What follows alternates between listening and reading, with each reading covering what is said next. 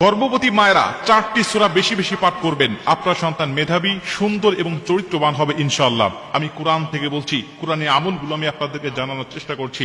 আমালুল কোরআনের মধ্যে বিভিন্ন কোরআনী আমলগুলো বর্ণনা করা রয়েছে।